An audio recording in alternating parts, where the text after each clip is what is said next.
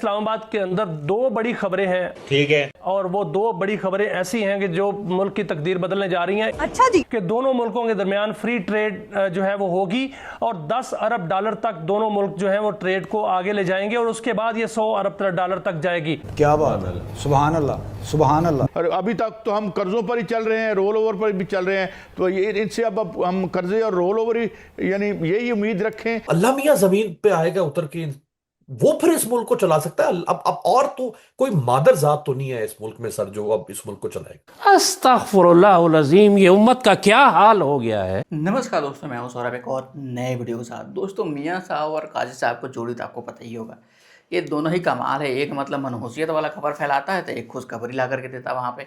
आज भी वही हुआ है कि मियां साहब ने जो भाई दिया है ना, प्लान बताया है, $100 बिलियन कहाँ से आएंगे, कैसे आएंगे, वो सुन करके भाई दुनिया भी अब चिंता में पड़ जाएगी कि इतना पैसा पाकिस्तान के पास आने वाला है। फिर तो पाकिस्तान किसी का बोलने का और किसी का बात सुनेगा ही नहीं कभी ज़िंदगी में। तो ये होने वाला है पाकिस्तान के साथ, और इतने बड़े पैसे आएंगे कहाँ से, वो सारा डिटेल्स मियां साहब ने बताया। तो चलिए देर ना करते हुए सबसे पहले इस वीडियो को देखते हैं, और अगर वीडियो अच्छा लगे तो वीडियो को लाइक जरूर से कर दीजिएगा। चैनल पर आए तो चैनल को सब्सक्राइब कर लीजिएगा, बेल आइकन प्रेस करना ना भूले ताकि हर आने वाली लेटेस्ट वीडियो का नोटिफिकेशन आपको मिल सके। और अपनी राय कमेंट्स में जरूर से दीजिएगा। तो चलिए सबसे पहले इस वीडियो को स्टार्ट करते हैं, फिर मिलते हैं वीडियो के एंड में। मियां साहब, अब आपसे कुछ खबरें लेते हैं। इस्लामाबाद में आप बैठे हुए हैं, वज़ीर आज़म साहब का दौरा सऊदी अरब, और फिर मोहम्मद बिन सलमान भी तशरीफ़ ला रहे हैं। कोई इन्वेस्टमेंट की बातें हो रही हैं, कोई उधर से भी। और अभी तक तो हम कर्ज़ों पर ही चल रहे हैं, रोल ओवर पर भी चल रहे हैं, तो ये इनसे अब हम कर्जे और रोल ओवर ही यानी यही उम्मीद रखें या कोई रियल इन्वेस्टमेंट भी आ रही है। मियां साहब देखिए गाइस साहब, बात आगे बढ़ चुकी है। इस्लामाबाद के अंदर दो बड़ी खबरें हैं और वो दो बड़ी खबरें ऐसी हैं कि जो मुल्क की तकदीर बदलने जा रही हैं। एक तो आज डायलॉग मुकम्मल हुए हैं ईरान के साथ पाकिस्तान के।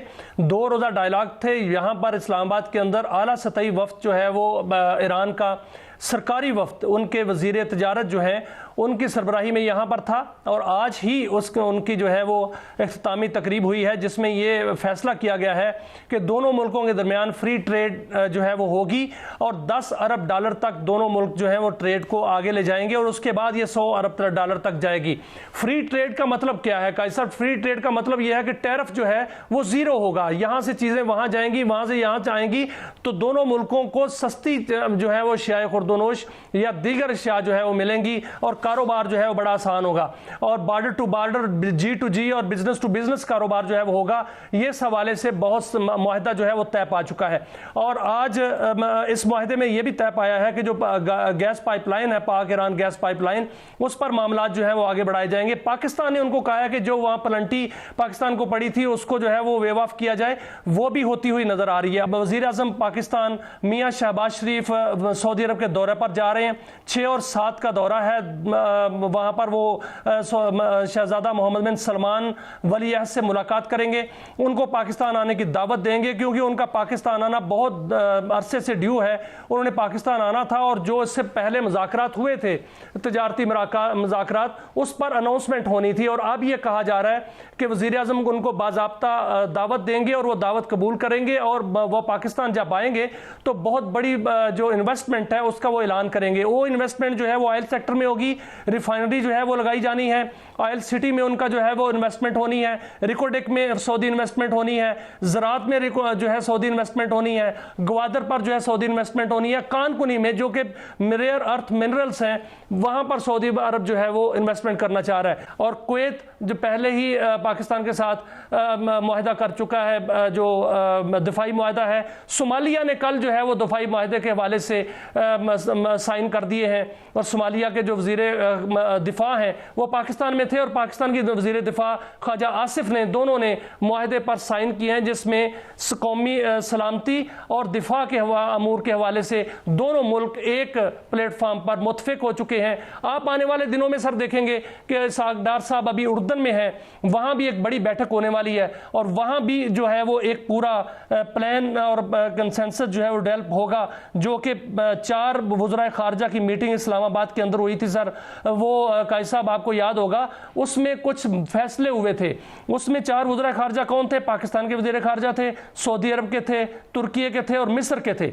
ये एक जो मुस्तकबिल में इत्तेहाद बनने जा रहा है जिसमें ये सारे ममालिक शामिल होंगे, तो उस सिलसिले की कड़ी है कि वज़ीर खारजा और नायब वज़ीर आज़म इसहाक डार वहां पर गए हैं। मैं तो उसमें अक्सर बोला करता हूँ, ये हमें मौका है कि हम खलीज की रियासतों को इकट्ठा करके उनकी सिक्योरिटी की गारंटी पैदा कर दें, ताकि वहां से अमेरिका के अड्डे जो हैं वो खत्म हो जाएं।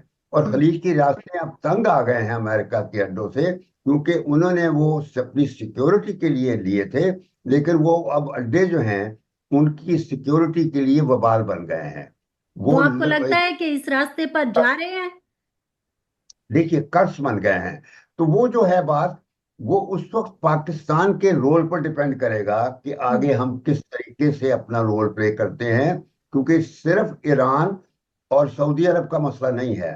मसला है जितनी भी इस खित्ते की रियासतें हैं उन सबको हमें इकट्ठा करके बताना होगा कि हमें बजाय इसके कि हम दूसरी बड़ी ताकतों को इन्वॉल्व करें अपनी सलामती के लिए, हमें अब अपनी कलेक्टिव सिक्योरिटी की जिम्मेदारी खुद लेनी है।